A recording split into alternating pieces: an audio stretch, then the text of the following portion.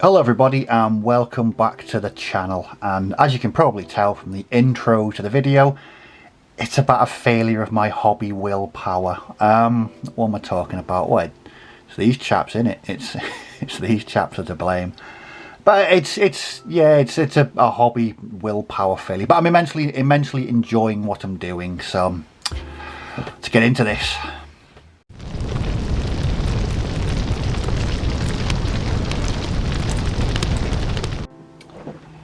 Yes, you saw it right. It's 20mm gaming, or what, 1/72. I think they're more or less the same thing. I'm going to be calling it 20mm gaming, or 20mm scale. And yes, I've relented, and I am very much down that rabbit hole. So, what am I talking about now? A while back on the Most Awesome Plastic Crap podcast, and I'm paraphrasing here, I said something along the lines of, I don't think I'll ever do 20mm scale. How wrong I was, because I said I'd never do it. But a lot of people within the PCP community work in 20mm scale a lot, and it looks very nice. I've always been very impressed by it, but I've always thought, well, I've got large collections in 28mm and 15mm, so what's to be gained by throwing myself into a new scale in 20mm?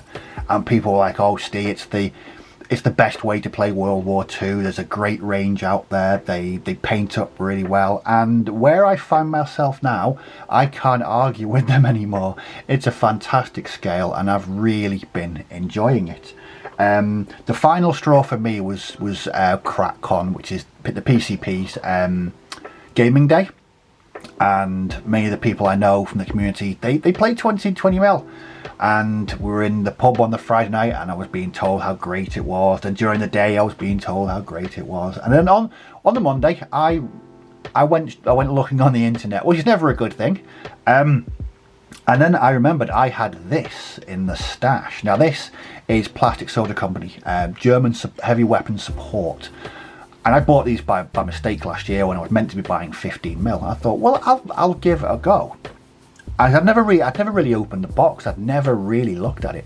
But I've painted them, and they'll be coming up soon in the video. And while I was painting them, I went on the internet and I ordered these.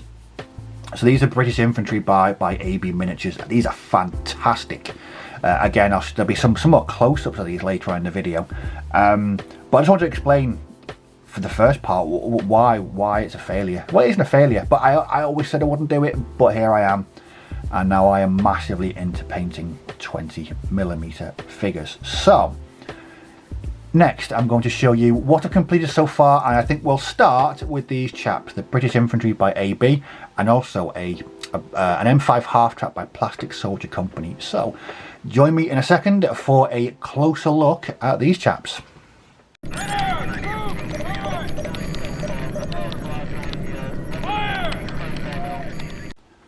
So let's have a look at the British that I bought. So a lot of people recommended AB Miniatures. They said they were the absolute pinnacle of 20mm figures, and having painted them, I don't disagree with them. They are absolutely tremendous figures, lovely sculpt at this scale, and I thoroughly enjoyed painting them. So I didn't want to go too overboard, not that I'm known for not doing that. So I ordered three things from AB. I ordered a set of British Infantry, some Piat teams, and some O Group officers, and I've painted pretty much all of them, and I did it all in a week. Again, these things, they paint up really quite quickly, but again, I'll be discussing my painting findings later on in the video. But let's get on to looking at some British Infantry. So this is the infantry section that I painted, and here we are. So we'll run from left to right. As you can see, really lovely sculpts at this scale, absolutely full of detail. The faces, they're not just amorphous blobs like you get with some figures at smaller scales. These have actually got a bit of character to them. Really detailed, and just great fun to paint. These have been mounted on 1p pieces. And I actually use the same painting technique as I did for my 28mm and my 15mm British as well. So we've got a couple of riflemen. We've got the NCO there with a Sten gun, and we've got 2 more riflemen here. This guy at the end, he's one of my favourite sculpts in the pack. Just such a natural pose. You just see him advancing through a wheat field or down a street or anywhere. Just a great pose. So with this, there's others as well. So here we have another rifleman. We have a Bren team,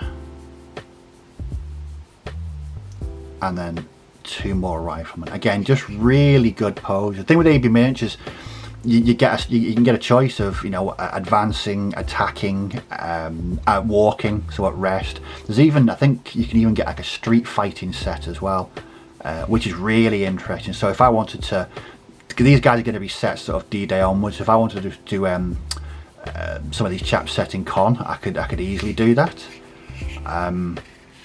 But again, just such lovely figures to paint. They paint it really quickly, and they've got that good level of detail for this scale to keep you interested. It's the best way to go about saying it. But that is these. I mean, these are the ones that I've painted, the Germans, are my first 20mm, sort of 1/72 that I've actually really painted since I've been in the hobby. I mean, when I was a kid, I had masses of these 1/72 figures, plastic ones, that I used to throw stones at because that's what we did in the 80s. But these are just lovely to paint, and I'm quite happy with how these. I'm still learning, but I'm quite happy with how these have turned out. So once they were done, I then started on my Piat team. So I actually get in the pack, you get 3 of these, but I only really need 1. Now I should have mentioned these are being painted up for. I've got 3 games in mind, so Chain of Command, Battle Group, and Bolt Action at 20mm. Just the Piat team. I really like the pose on these guys. Like they're not in any hurry, but you know they're relocating. Again, just look at the character on the guy on the left. He's just. There's just something about these figures that the character is there, and they work so well. Again, based the same way on 1p pieces, and the same colour scheme and painting technique, which I shall mention later. But that's a Piat team. Then the last thing I've painted, oh well, I'll get to the half track in a second. I got a pack of O group officers. These are the chaps in charge, and I think they've definitely got that kind of gravitas about them. Let's have a look. There we go. Again, they just give off that hint of authority that these guys have got. And again, I really enjoy painting these. Again, full of character, great sculpts, lots of detail for figures of this size. And I'm not quite sure what I'm going to do with them in games of sort of bolt action, etc. But they can definitely represent officers. But yeah, really enjoy painting these. And again, they paint up really quite quickly. Not long spent on these. Couple of hours spent on these. And again, I'm still learning the technique, learning the brushwork for this scale. But I'll touch on that later. So once they were done, I then thought, well, these chaps need something to ride in, don't they? So I'll just remove the flames here from this poor unfortunate M5 that's had a bit of a run in with this Stug 3. I'll get to the Stug in the next section. So this is an M5 half track by Plastic Soldier Company. You get 3 in a box, and people said to me before I even bought any of this, you can get so much stuff in 20mm across loads of different companies, and boy were they right. So far I've only used AB and Plastic Soldier Company, but the Plastic Soldier Company vehicles at this scale are wonderful, absolutely wonderful. Enjoyed every minute of painting this and putting it together. I was going to put some chaps in the back, but I've gone for stowage instead, make it a bit more lived in. Again, really quick to paint up this. Just a lovely kit. I've not gone with any of the machine guns. I'm just going to have them as sort of troop transports. And you know what, look, I'm getting to base vehicles at 20mm scale as well. I know, please leave your comments down below about basing vehicles and tanks. But that's my British that I've painted up so far. So I've got one section, some officers, a Piat team, and some a half track. Up next, I've got some Shermans. I'm going to put an order in for more infantry, and I'm really looking forward to it. So let's put him back down there on fire, like so, and then we'll swiftly move along to sort of the first ones that I painted, and they were the German support weapons. So I shall see you soon.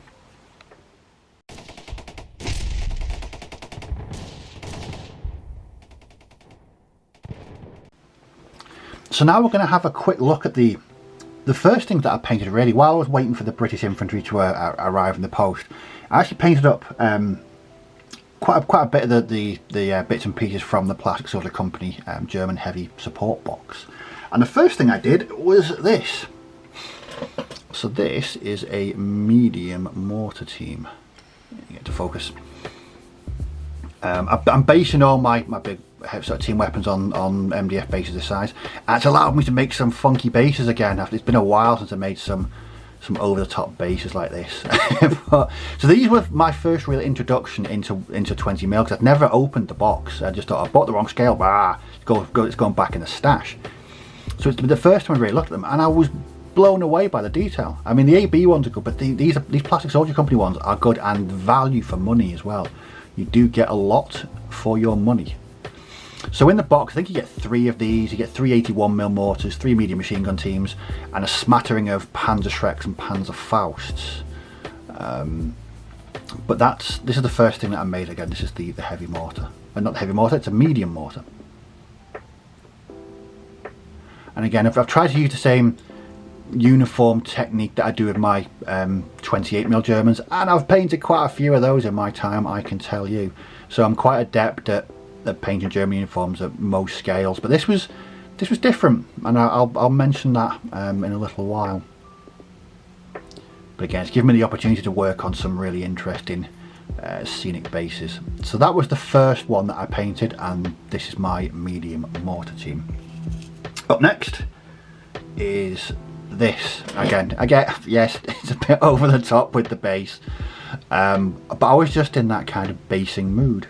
So this is the medium machine gun team, 3-man, and I've added on quite a scenic base there. But I just thought they were really good detail. Again, these are plastics compared to the AB, which are metal, but they painted it really well. Again, loads of character, lots of detail for this scale. The other side of the base. But yeah, these were a joy to work on, and people did warn me. They're like, "Steve, you're going down a rabbit hole here, mate," and it's true. It is true. Well, I think once you start painting this scale, you realise just how good it is. It's not as time consuming as 28, but you still get that level of detail that I enjoy painting detailed miniatures, and at this scale they've got the right level of detail.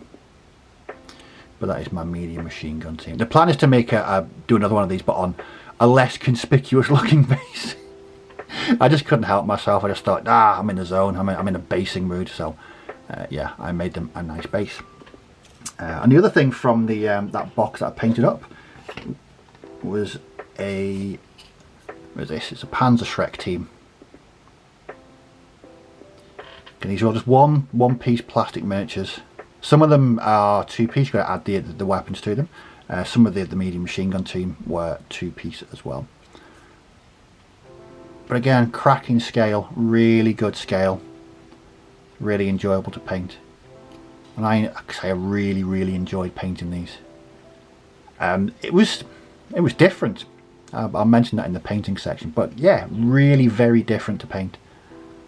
Thoroughly enjoyed it. And who doesn't love painting a Panzerschreck team? So iconic. Brilliant. And the last thing I did, so when I bought the Allied vehicles, I thought, well, I need some German. And who doesn't love a Stug, a bit of Stug life? So again, this is Plastic Soldier Company. This is a Stug, Stug 3G. Really nice kit. You get 3 in a box. Went together like an absolute dream. As you can see, with shirts, and I always try and damage them and make them a bit different. So on here, I've removed the back section. I've used a pin vise to put some shell impacts on the side. I've bent it up a bit there and there as well. I just think shirts are there to be damaged and weathered. So this is the Stug. It's been finished off with some. I mean, I think Stugs are.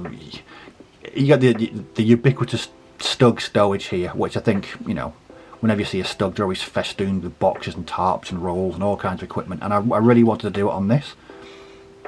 So this is a third party resin kit that I picked up off eBay, which is a danger in itself when you go on there and you start checking out 20mm stuff, and you can find everything on there. It's very, very, very dangerous. But I picked up the stowage. The stowage is very generic, so I'm going to be using this across both Allies and Germans. But yeah, really lovely kit to put together. And that was put together over a weekend. I've never really, with this scale, I'd never really seen them, and I'd never really seen 20mm vehicles before, so I was unsure what to expect. I was even asking questions in our Facebook group about the basing, because I knew I wanted to base these vehicles because I'm weird like that. So I used these oval ones. These are from Warlord Games. And it's the first time I've ever used oval basing on a tank or a vehicle, and I just think something about it really works. It's not too big, it's not too ostentatious, doesn't stick out very much. And everyone knows me, I love a good base anyway. But that's what I've painted so far, so you can go back down there and get back to troubling that poor M5. So that's what I've painted so far. I've got a few more things on order. I've got a few more tanks and things to put together. What I want to talk about next is the painting and my approach.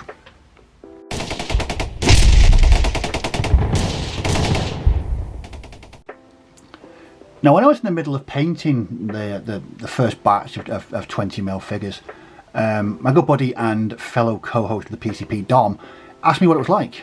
And I think I gave the most ridiculous answer. I'll try and explain myself. I said, for me, it was a bit difficult at first because it wasn't quite 28 and it wasn't quite 15, which it isn't, it's 20mm. So that answer makes no sense whatsoever. What I was trying to get to was, I've got my 28mm technique and I've got my 15mm technique. Now this is somewhere in between. Now with 28mm, you're obviously going for detail. There's bigger surface areas. There's a lot more things to paint. 15, I can blast through a lot of 15 in a couple of hours. I've got a technique down for that. But where to start with 20mm? And so the thought process I used was I had to strike a happy balance, a happy medium of what I wanted them to look like. I didn't want to go spend ages painting detail that you're not really going to see at that scale. Conversely, you want some detail on that, or there's going to be, like I said, there's going to be amorphous blobs on the tabletop.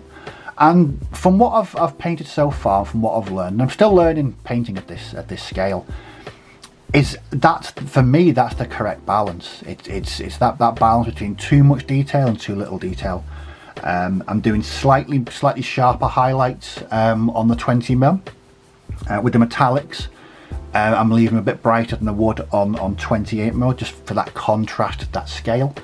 And it's one I'm going to keep moving forward with. It's what I'm comfortable with, and having painted both sort of British uniforms, German uniforms, British armour and German armour, yeah, I'm quite happy with where I'm at. I'm using the techniques for vehicles that I would do on 15mm and 28mm also. What I have been doing this one, I've used a new technique recently.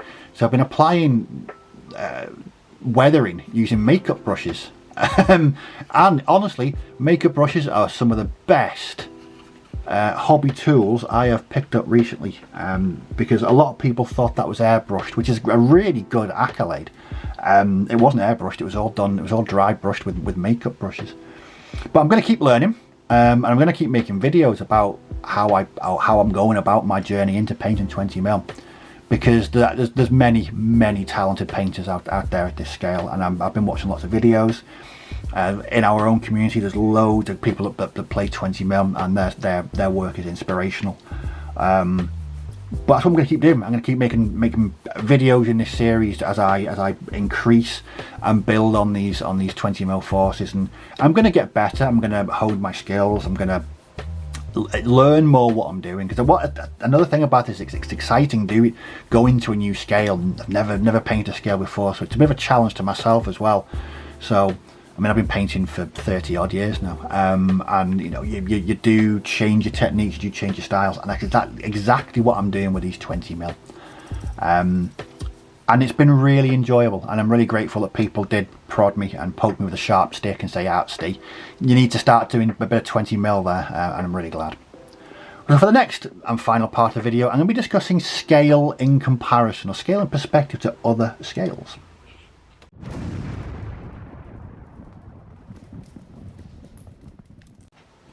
As I mentioned in the earlier in the video, is that I've got good collections of both 28mm and 15mm. No 20 until now, and actually seeing them together, it's a bit of an eye-opener. So on the screen now, you'll see the vehicles. So I've used a Stug.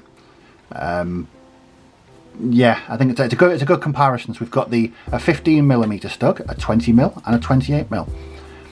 And I don't think I was prepared for the size of the vehicles in comparison to the 20mm counterparts. They're really quite big. I thought they were going to be a lot smaller. This is what happens when you have no exposure to a scale, and all of a sudden you're painting them. And when I first unboxed the Stug and the half track and looking at the Sherman, I was quite taken aback by exactly how big they were. And again, it's changed the technique. For vehicles, I'm sticking to largely the same technique, but the perspective has definitely been a bit of an eye-opener for me. It really has been a bit of a shock, because I've rarely watched any battle reports at this scale. I've not, like I say, certainly not painted anything at this scale, and you can't really get a sense from people's work on social media. But once I'd line them up against each other, so in this picture now you can see the infantry, so British infantry in 28, 15 and 20. There's a marked difference, and I don't say that being facetious either. And for me, it's about, just going back to the painting element, it's about striking that happy balance of a quality that you're happy with, but also a technique that you can do well, and you're happy with that scale on the tabletop, the level of detail, the level of highlights, and I've enjoyed it. I think I've been painting these for about a fortnight now, and I have enjoyed it. I've really enjoyed the learning experience, and I'm really looking forward to picking up more vehicles and putting them next to each other so I can see them in different scales next to everybody. But as you can probably tell, I'm really enjoying this new scale, and I've been working on it solid now for 2 weeks, and it's been really good. So I'm going to leave it there. Again, a bit of an intro into my adventures in 20mm and how I ended up here. If you've got any hints or tips for painting 20mm figures, certainly leave them down below in the comment section. And again, if you've got any comments about this or wargaming in general, again, leave them down below, and I'll certainly respond to all comments and questions. Well, I hope you enjoyed the video, but as always, thanks for watching, do take care, may your dice roll well, and I'll catch you all in the next video. So bye bye for now.